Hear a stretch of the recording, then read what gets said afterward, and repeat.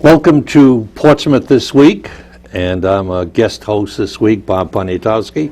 Very pleased to be in a position to talk to the new high school principal here in Portsmouth. His name is Joseph N. Amaral. There were two Amarals at Tiverton when you were there.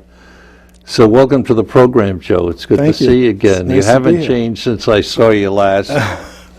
Listen, why don't you tell us a bit about your educational experience and your background and some of the related things in your experience that you bring to the job.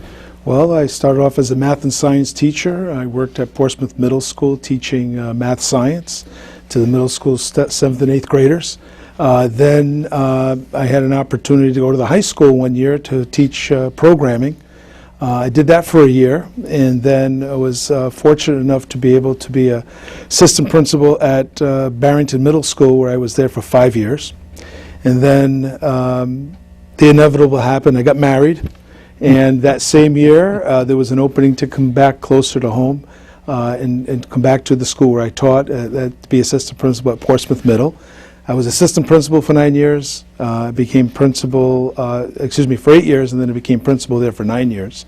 And I've been involved with middle school programming as either a teacher or an administrator for the last 23 years.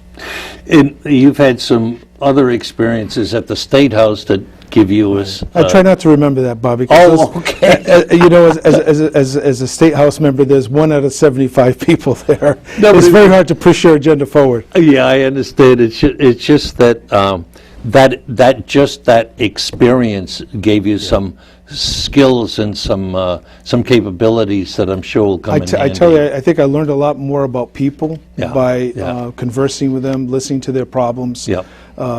And I think it improved my listening skills more than I did before. Sometimes it taught me that sometimes you might disagree, but you don't have to be disagreeable. And that was an important skill for me as a leader in a school, to listen to every teacher or parent's point of view. And it's not personal. And sometimes there are ideas that are better than your ideas or the school's ideas, and you put those ideas forward. And that's where I learned in working in a capacity of a state representative, where you're trying to do what's best for the state and the people of the state, and the same thing for a school and the students that go to that school. I thought that might be a plus for you and the school, that you have that sort of experience. You also played basketball at Tiverton High, and you did some coaching. I did. I was actually, I coached for many years at Bristol High School. The old Bristol High School is not there anymore. It's Bristol Warren. I also did some coaching at Portsmouth High School as a freshman basketball coach, and I even had a chance. I was encouraged to referee high school and college basketball. I did that for a while until my knees sort of gave up on me. Yeah, it was a great experience, and I tell you, a lot of it goes back to sometimes it comes down to people in your life that spend and give you a lot more time. And my high school basketball coach, Andy Anderson, was a person that followed the John Wooden aspect of coaching. That Andy was great. You learn a lot through sport, and you apply that in life. Yeah. So you set up goals, you work hard, you have integrity when you do work, and good things will happen for you. And he was a great influence in my life in terms of wanting to be, initially wanting to be somebody who can give back to other kids and try to help them be the best they can be. I guess my questions have been pointed toward it, that when you operate a high school, the more sort of resources you can bring in, teaching math and science, coaching, playing basketball, being a representative, all that bundles up to a good skill set that'll come in handy for you to this new challenge. You mentioned earlier in an article, I think it was in the paper, about a partnership with parents, teachers, students. Why don't you elaborate on that? Just years ago, leaders were described as authoritarian or laissez-faire, or, my way or the highway and all this, but that's all changed. And your concept of partnership is much more today It is, and I think it's, you mentioned it before, it's about relationships. If you want to have any successful organization anywhere, in any aspect, whether it be a business or a school entity, it requires the relationships, and the relationship with parents, the teachers, students, getting them all, they're all vested members in trying to see that they have the best opportunities to succeed. That's important. I don't know if you've read the book Good to Great, but the great schools or the great organizations or the great companies are the ones that take the best of the people that are in those companies and exercise that to the best of their ability. Sometimes you hear statements even about putting the right people on the right seats on the bus. And that's important because you need to utilize the skills of the teachers that are terrific, hardworking teachers, and use those skills to be able to advance and to get kids excited about coursework or college and beyond. Makes teacher staffing and teacher placement and so forth all the more important under this system, and not so-and-so's been here 100 years and has always been in that corner room. Oh, don't get me into that. As a high school principal, it occurs to me that you will be more involved now with a program evaluation and teacher evaluation to some degree, but in addition to the so-called PARCC tests, you have the SAT syndrome and the NEASC, the New England Association visitation. Are you in that now? Is that being implemented, the last one? The NEASC visit? Yeah. That was last year. Yeah. And now there are recommendations that the school Okay, improvement that's what I was team gonna say. is going to move forward. And that's important. The school improvement team will consist of community member, teachers,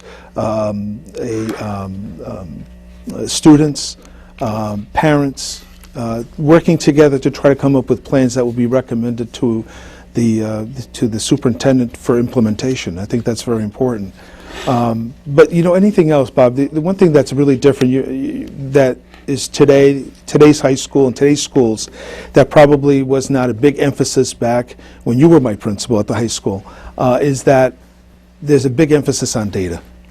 On data. So you have data that comes from your own internal testing, your data from your midterms, your finals. You're looking at students, how they do on the SATs, PSAT, and PARCC. No one data point you can see a trend.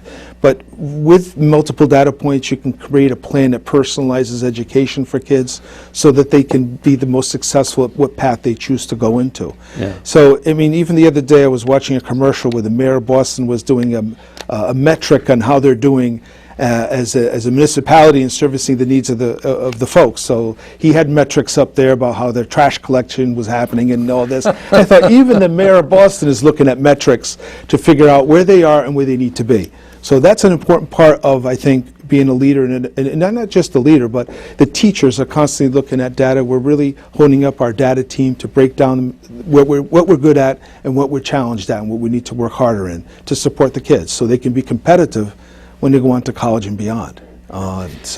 Yeah, we as a society love numbers. Good God, it's bad enough with the baseball scores and the number of touches you get in football and all that stuff, but in education, a lot of time I spent was without that data, and I experienced the first state initiatives. You got to have a 5-year plan, right. And we're going to have state testing, and we're going to be looking at numbers and all that. But that's grown more and more and more important. And also, the data analysis has become so sophisticated today too. It is. It's we have to look down to see if we have to look at the data to see if our kids are improving, and if we're not, what other tools can we use to make sure that every child is successful. Yeah. There's not when we're looking at career opportunities, there aren't a lot of manufacturing opportunities for kids. A lot of it's technical, robotics, things that kids need we need to push kids in those directions so they can have opportunities for employment after they're done with high school and beyond. Maybe go to a technical school or perhaps go to college. We have to be ready for all those paths. So it's important that we look at data and seeing that the kids are getting the technical skills, particularly in in all the areas to make sure they can communicate with their English skills, make sure they understand history and understand what where we are in terms of all the developments that have happened. We need to make sure that they have a very strong math and science component, because they have to know programming, they have to be technologically sound. Those are the skills that they're going to need to be successful. Yeah, the price is high, isn't it? Now? It is. It is. In you and your organization sort of producing, I hesitate to use the word, but the new citizens, you can't send them out there into the real world with skills that were comfortable some years ago, but today are not. So one thing I want to ask you about is this. I noticed recently the state has passed legislation to include a unit of the Holocaust in the schools, and there are folks that will approach you and want to put something else in, like the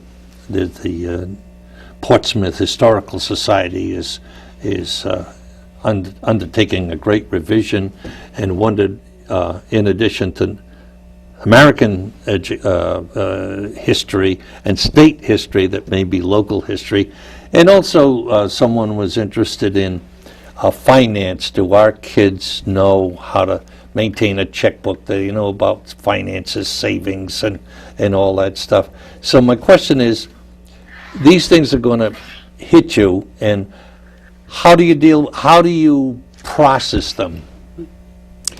If it's a good idea for us to do, and it's a practical skill and knowledge set that students need to do to be productive citizens in the 21st century, then we need to go forward and implement that. We currently do implement that in the 4th grade. The Rhode Island history program is implemented in the 4th grade. We actually coupled that with some curriculum when I was at the middle school to also support Rhode Island history, so the kids are getting exposure to that and learning more about Rhode Island history, Portsmouth history. We actually had a handbook. We had a handbook that we found, and I can't remember the author of that handbook, but we share that with the kids, and they sort of like it because they see a lot of historical perspectives of Portsmouth and the town that they live in, or the streets that they live next to. That's good perspective. And then in terms of other ideas that come up from parents and from like the financial courses that today, how many of us, when I was in high school, my parents didn't have any aspect or knowledge of financial planning. That wasn't something that was understood, and I think even today not many people understand when they put money into a 401k what that means. That's a life skill that students should have some knowledge in, and we do have a financial math class that students can take at the high school where they can get some basic training and understand that when they put money into a 401k, or when they're planning for their future, whether it be for their kids' college someday or whatnot, there are certain principles and fundamentals they need to know. It's a good life skill, and if it's a good idea, our department heads vet that through their department. It comes forward for approval at the school committee level for a course or a curriculum, and then it gets manifested. But Bob, I don't think that the brainchild at the General Assembly should be legislating curriculum, and I think they do that way too often for anybody's good. I think if it's a good idea and it's coming from the citizenry in the community and from the professional educators, and they feel this is a good skill to have, then we should do it because it's the right thing to do. We shouldn't have to be legislated to be able to have to do that. Yeah. Well, you know as well as I, having sat in that seat, there's still only 6 hours in the school day. So you can suggest and you can add and add and add, but eventually there's still only 6 hours. Right. And unfortunately, if something comes in, something else may have to go. Right. And so it's very important that you and your team and people sort of in charge of the operation keep the balance to where the priorities are. Right. And that, I think, as you and I talked last time, basic skills, language skills, math skills, living, and now finance. It occurs to me as we speak, there were jobs years ago your parents might have had, or mine did. You joined a company and you worked so many years, right. And there was a little fund, a little retirement fund, right. And then even a gold watch sometime. But now with companies doing all away with that, then young people have to know what to do with 401ks and finances and all that, because they ain't going to be any gold watch. Right, and even the aspect of having a student graduating from Portsmouth High School and being in one job for 30 years, it's a foreign concept, and it's actually not part of the reality. They're going to have to morph into where the economies go, and they have to have enough a reservoir of skills to be able to be competitive in the employment market. I mean, the liberal arts education, I think, was a great concept at one time where we had multiple opportunities for career paths. But today, we need to make sure that kids have practical skills to be able to be competitive, whether for the market, because they don't know where their jobs are going to be 10 years from now, 20 years from now. They might be in a certain sector, whether it be biotech sector, or they might be in the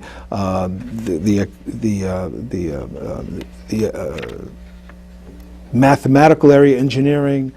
They might even be into the finance world, but they don't know, so they need to have the skills, the math, the reading, the communication skills to be able to be competitive in those sectors.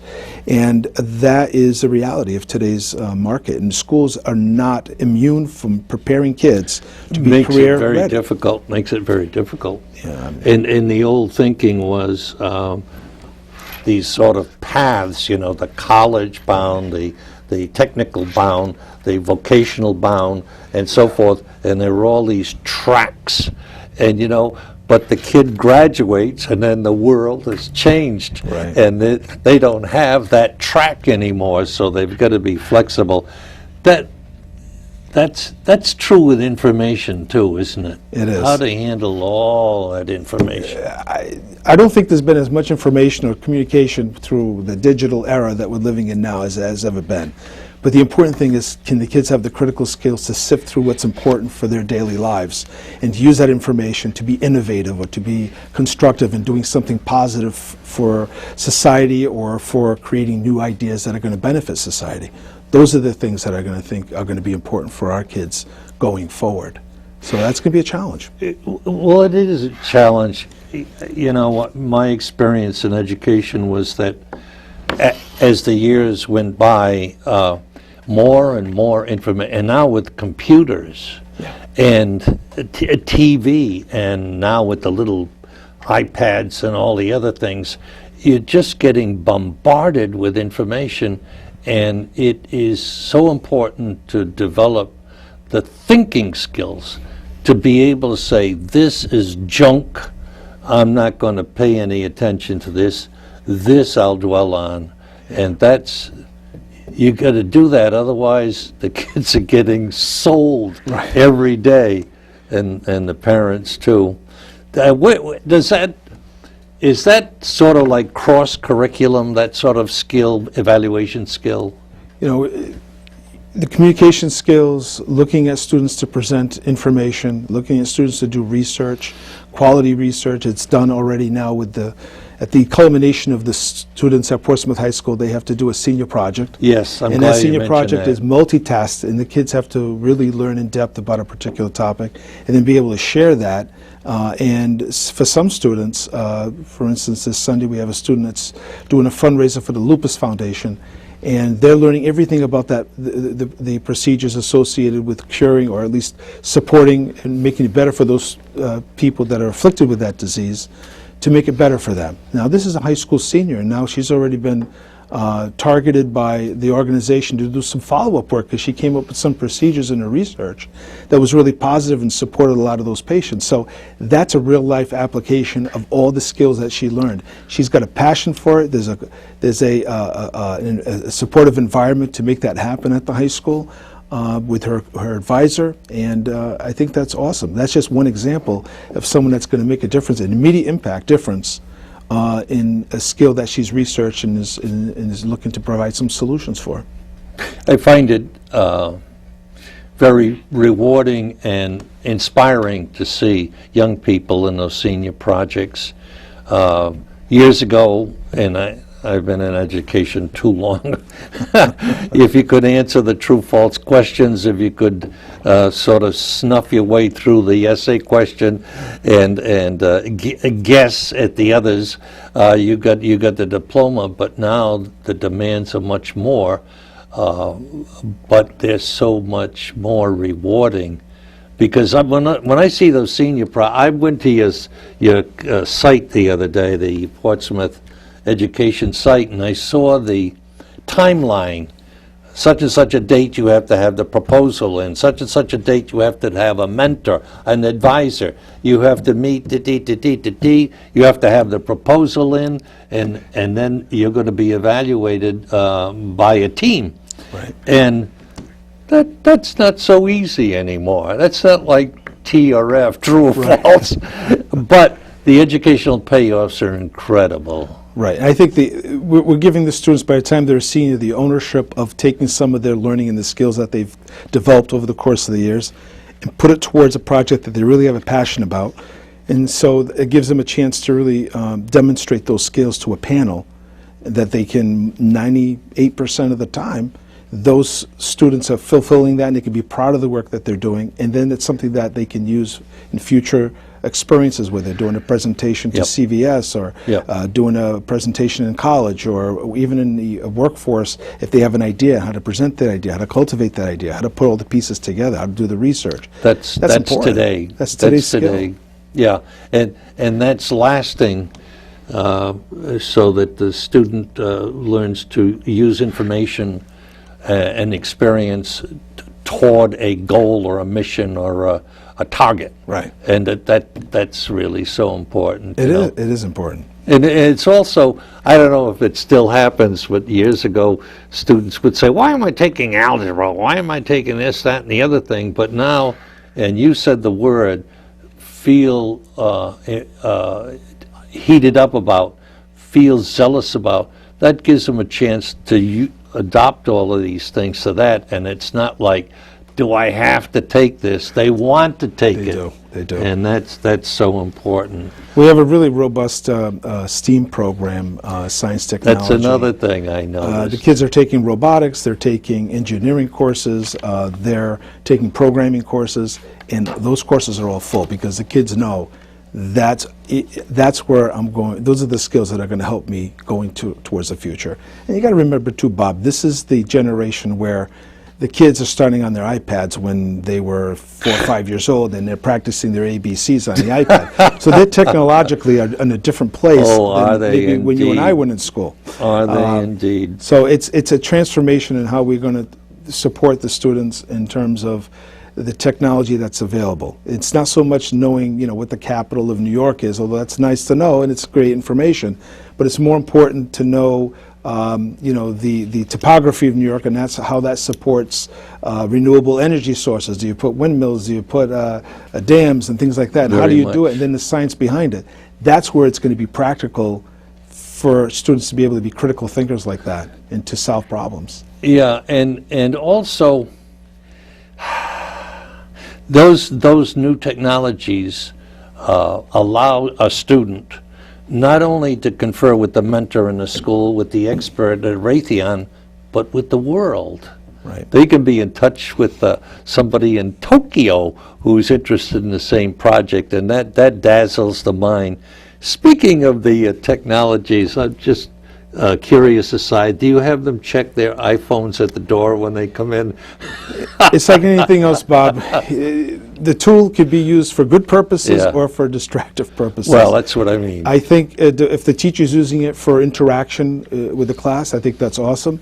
But sometimes the lesson doesn't apply to technology, and they are checking it in at the door, or at least with their iPhones, because those can be used for multiple reasons. Oh, it could be used as a graphing calculator, and it could also be used as a way to send text messages to distract other students during the course of a day. So it's not necessarily the tool that's bad; it's how you use it. Oh. And the teachers, in order to learn, and this hasn't changed, you need to minimize distraction. Yeah. And I think you and I probably come from that school where we want to minimize distraction so we can stay focused on a task at hand. And if there are items or materials that are going to distract kids more often than not, then there needs to be some restrictions on that so it doesn't distract other kids.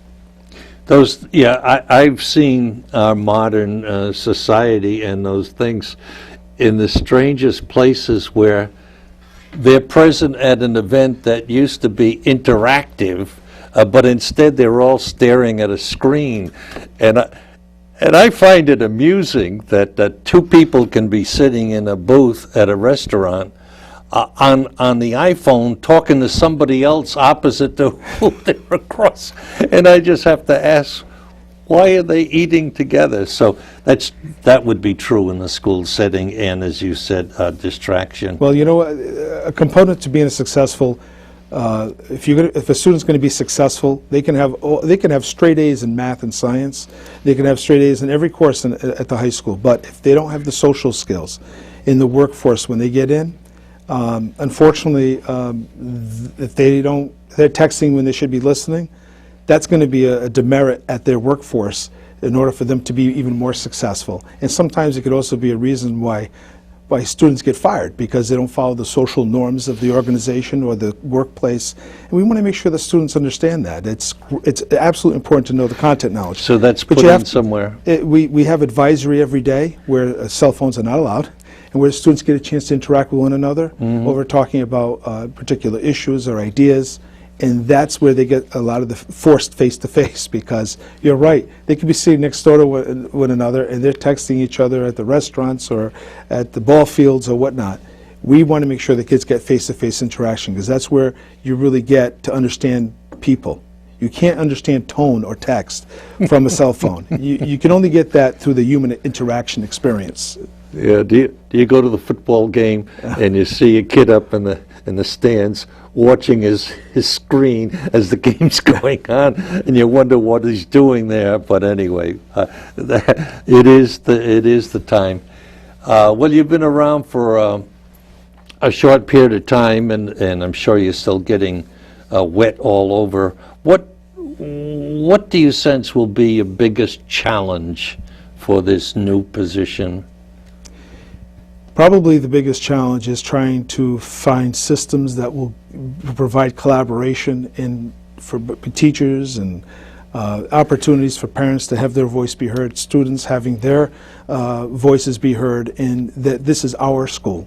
You know, I really get tensed up when people say, well, how are you doing at your school? Because I don't see it that. I see our school as a community of learners supported by adults, parents, teachers, community, trying to make the best opportunities for success for our students. And every student has that potential. And how do you wrap around that student to get them to be their best? That's going to be I think, our challenge. Well, so much so good. Our time is up. Joe, it was great to have you back here again. Thank you, Bob. And I'm glad you continue to grow. Good luck in the new job. Thank you so much, Bob. I appreciate it.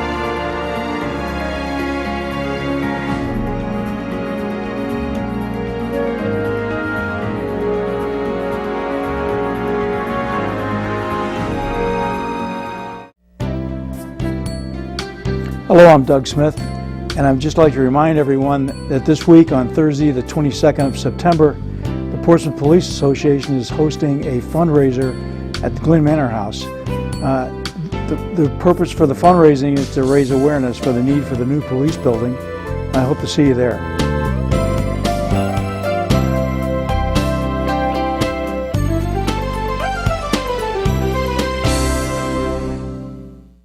It's time for the 42nd Annual Harvest Fair at the Norman Bird Sanctuary, Saturday and Sunday, October 1st and 2nd, with something for the whole family, old-fashioned fun, crafters and artisans, the Monkey Bridge, the Mud Pit, and the Mabel's Express barrel train. Hope to see you there.